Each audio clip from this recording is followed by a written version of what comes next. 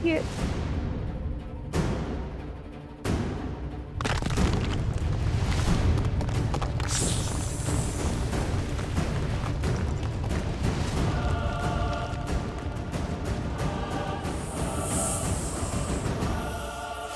लवकुश!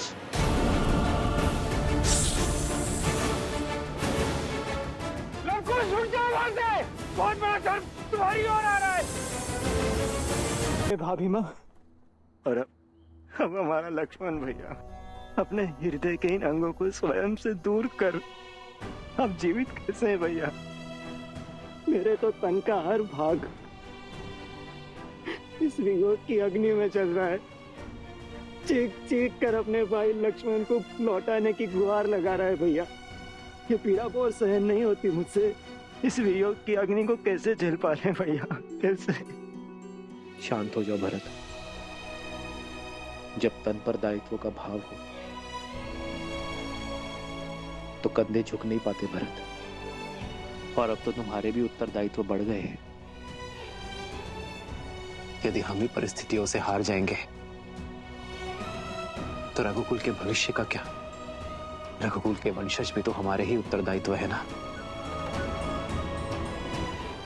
भरत, तुम हर संबंध, हर नाते को अत्यंत महत्व देते हो, इसलिए स्वयं पर नियंत्रण खो देते हो। किंतु अब समय आ गया है भरत कि अपने हृदय में पनपते प्रेम को अपना बल बनाओ। लक्ष्मण के पुत्रों का दायित्व निभाओ। एक मानव का संबंध सर्वप्रथम अपने धर्म से होता है और हमारे लक्ष्मण ने उसी को निभाने में अपनी आहुति दी है। जरा सोचो भरत, क्या लक्ष्मण के जाने पर शोक मनाना चाहिए या उत्सव? सोच कर देखो मेरे भाई। लक्ष्मण तो अमर है क्योंकि राम होना सरल है, लक्ष्मण होना सरल नहीं। अपने भाई के हर दुख, हर कष्ट को अपना मानकर कांटों भरे मार्ग पर चलना सरल नहीं।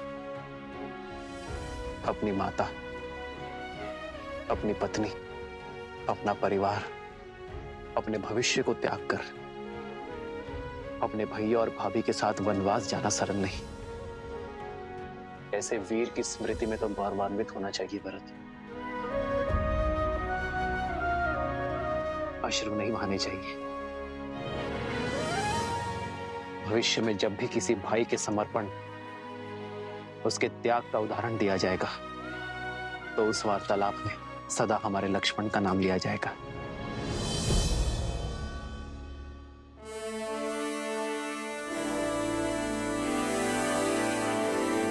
राज अनुज लक्ष्मण, राज अनुज लक्ष्मण। भरत, तुम उचित समय पर ही आए हो। आओ, लक्ष्मण की प्रतिमा की स्थापना करो।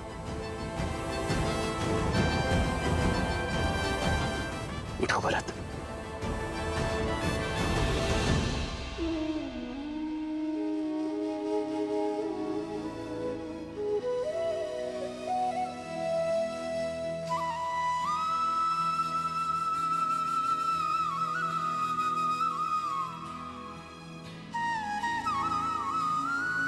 आओ भरत।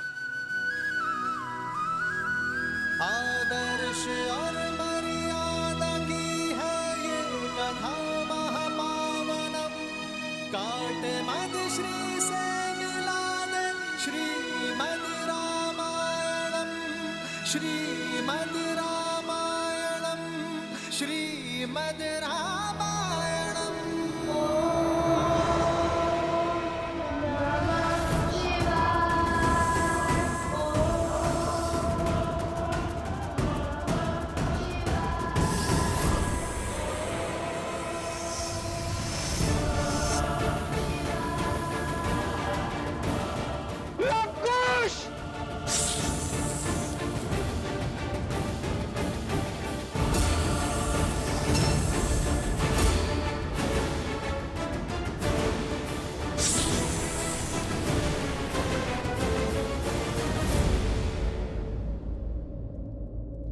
वन हमें जीवन देते हैं और वनवासी कबीले उनके रक्षक हैं, प्रकृति के रक्षक हैं।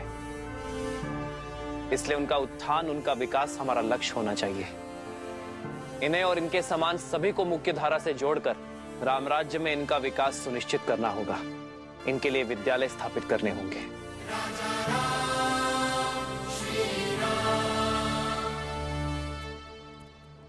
प्रभु, प्रभु, अरे कहां बड़े चले जा रहे हो? रुको। कौन है ये दुस्साहसी? ये भीतर कैसे आया? प्रभु, हमारे साथ चलिए प्रभु, हमें आपकी आवश्यकता है प्रभु। ये अयोध्या की सभा है, ज्ञात होना चाहिए। अयोध्या के महाराज से भेंट के कुछ नियम है। सैनिकों, ले जाओ इसे। सुमन जी, कौन है ये? समस्या क्या है इनकी? अरे सुमंत,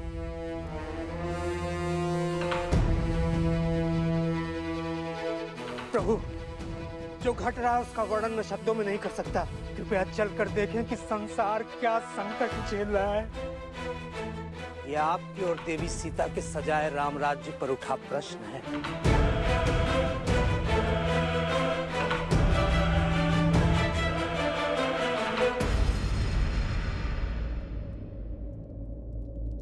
तुम्हारे वचनों के भाव तुम्हारे सत्य को दर्शाते हैं भद्र। श्री रामचंद्र कृपालु भजु मन हरण भव भय दारुणम नव कंज लोचन कंज मुख कर कंज पद कंजारुणम। श्री राम राम राम श्री राम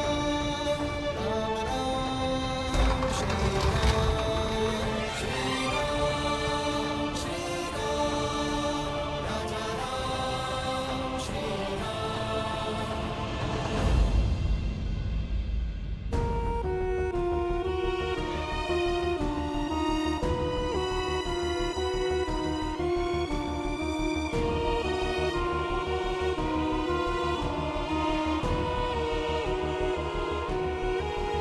कौन है ये सब? ये अयोध्या के तो नहीं लगते। नहीं प्रभु, हम पुरुषपुर और कुभा से आए हुए शरणार्थी हैं। अयोध्यापति से शरण की भिक्षा मांगने आए। हमारे परिवार को यहाँ बसने की अनुमति दीजिए प्रभु। आर्य सुमंत, जी महाराज। बालकों और वृद्धों को भोजन करवाइए, इनके रहने की व्यवस्था करवाइए और घायलों का शीघ्र अतिशीघ्र उपचार करवाइए। सैनिकों, आओ सहायता करो।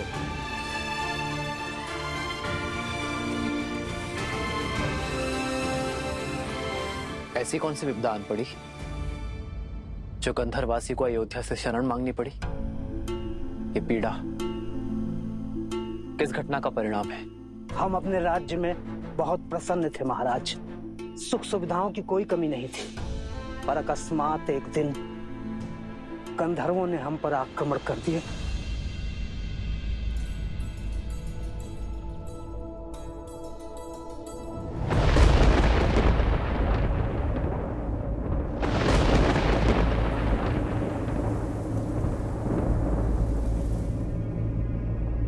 ये वातावरण अचानक इतना भयंकर क्यों होता है?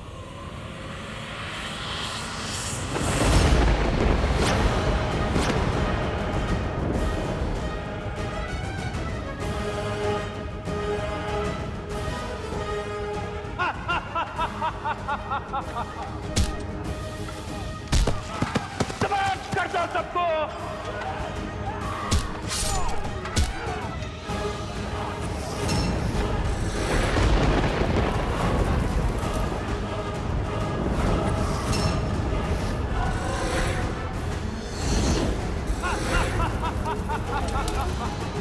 आपने जानने का प्रयास किया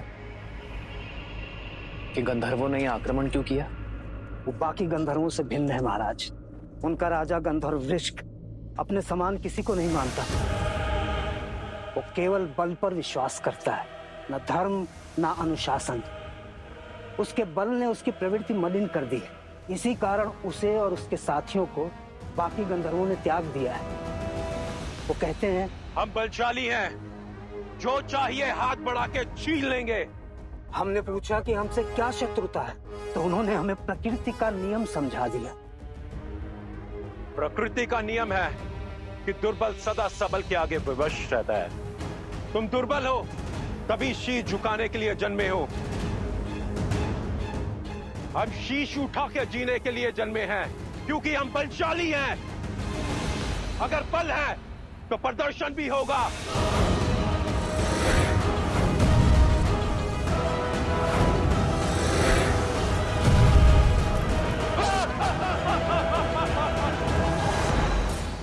उन्होंने हमारे राज्यों पर अपना शासन स्थापित कर लिया है, बस इसीलिए हम आपकी शरण में आए।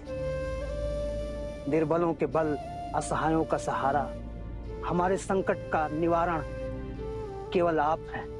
आप।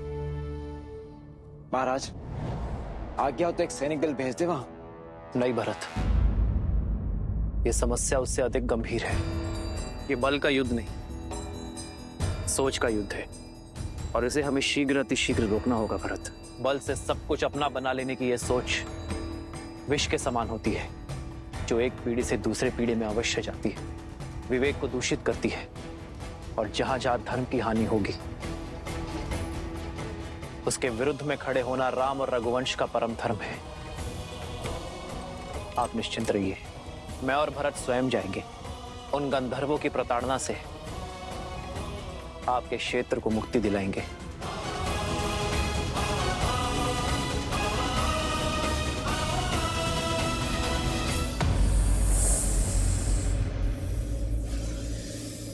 हे भगवान, ये कैसे संभव है? अभी ध्यान में लीन थे लवकुश कि सर्प ने डस लिया, फिर दोनों को आभास तक नहीं हुआ।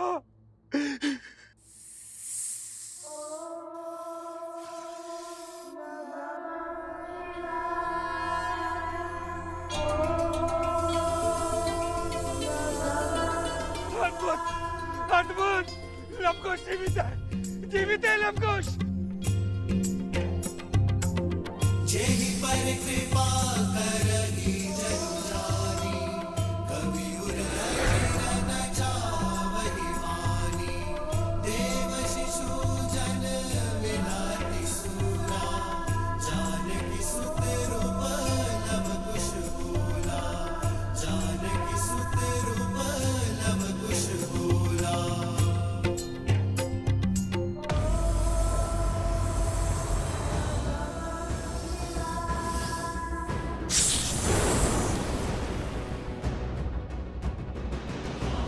लवकुश,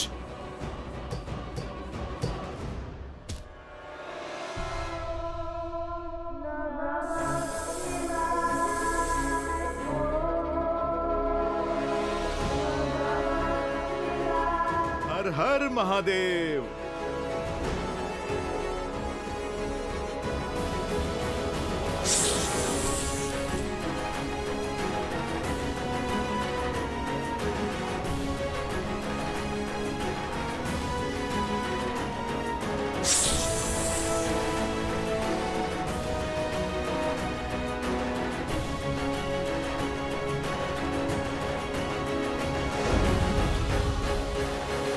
अद्भुत है।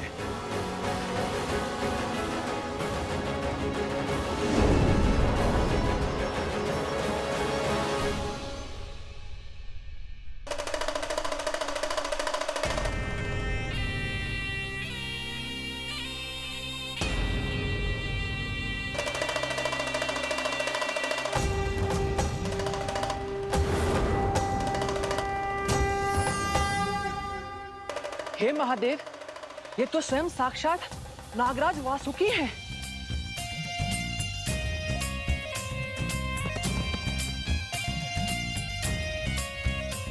शिव के सेवक महान वासुकी को हनुमान का प्रणाम।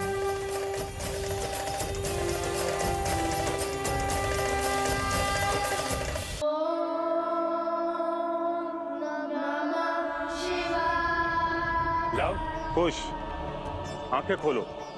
तुम्हारे अटूट विश्वास और दृढ़ संकल्प से महादेव प्रसन्न हुए। देखो, भगवान शिव का सेवक वासुकी तुम्हारे समक्ष है।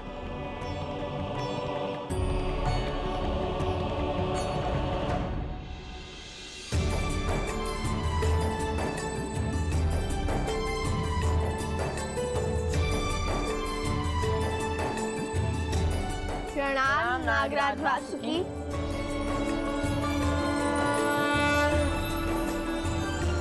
मैं तुम दोनों के लिए केवल नागराज नहीं हूं लवकुश, हमारा एक संबंध और भी है। तुम्हारी माता सीता धरती से जन्मी भूमिजा थी और मैं भूमि के भीतर पाताल लोक का राजा, और इस नाते मैं तुम्हारी माता प्रकृति स्वरूपा देवी सीता का भाई और तुम्हारा मामा हुआ। मामा श्री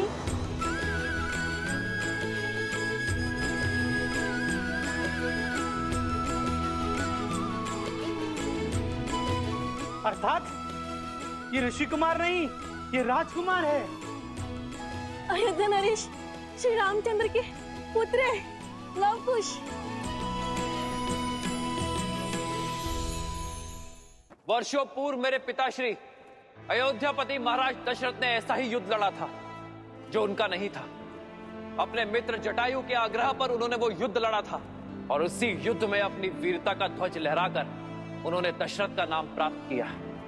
आज भी हमारे समक्ष ऐसी ही परिस्थिति बन चुकी है और धर्म की रक्षा और पाप का अंत तो रघुवंश का कर्तव्य है। हम पराजय से भयभीत होकर अपने धर्म से विमुख नहीं हो सकते, अपने कर्तव्य से मुख नहीं मोड़ सकते। हम स्वयं को उनके दुखों से भिन्न नहीं कर सकते।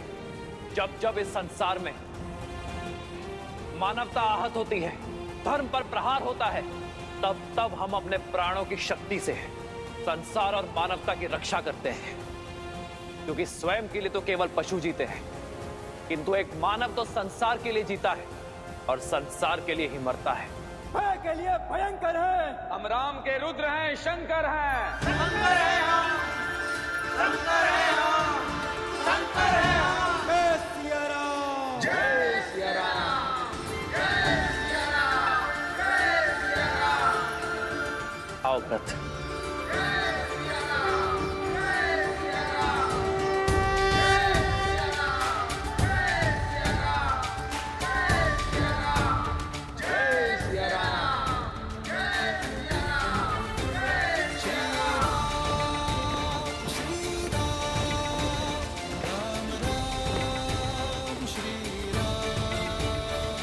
जब मेरी बहन देवी सीता ने धरती में समाधि ली तब मैं बहुत क्रोधित हुआ श्री राम पर, किंतु जब श्री राम ने सीता के इस निर्णय का विरोध किया तब मुझे समझ में आया कि श्री राम को भी सीता के वियोग की उतनी ही पीड़ा है जितनी पीड़ा सीता को हुई, और मुझे उन पर गर्व हुआ। और आज तुम दोनों पर भी गर्व है कि कैसे लोक कल्याण के लिए तुम दोनों अपने प्राण त्याग करने के लिए सज्ज हो गए। और आज ये सिद्ध हो गया कि तुम दोनों केवल जन्म से ही नहीं, कर्म से भी श्री राम और सीता के पुत्र हो। महादेव का ये सेवक उनका एक संदेश लेकर आया है।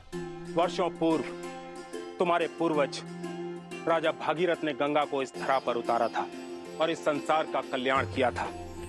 आज पुनः उसी संसार के कल्याण हेतु उसी गंगा की सहायक नदी अर्पा, जो कि दक्षिण की ओर से बहती है, तुम्हारे शिवलिंग पर गिरकर इस धरा को पवित्र करेगी।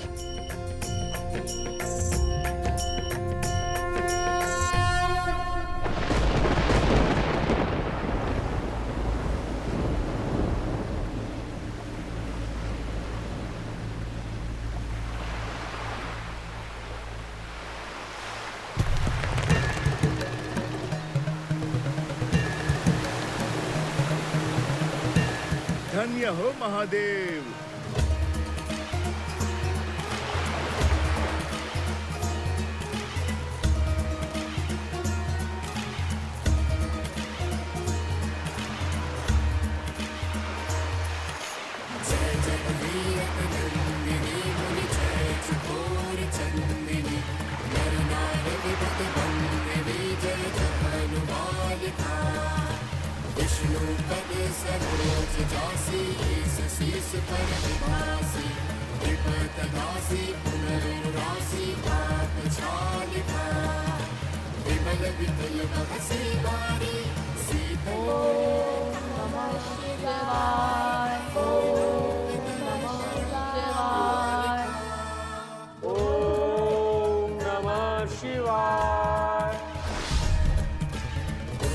पूजो पहाड़ शोभित शशि धवल धारी अंजन भव भार भक्ति कल्पतालिका तुलसी तब तीर की सुमिरत रघुवर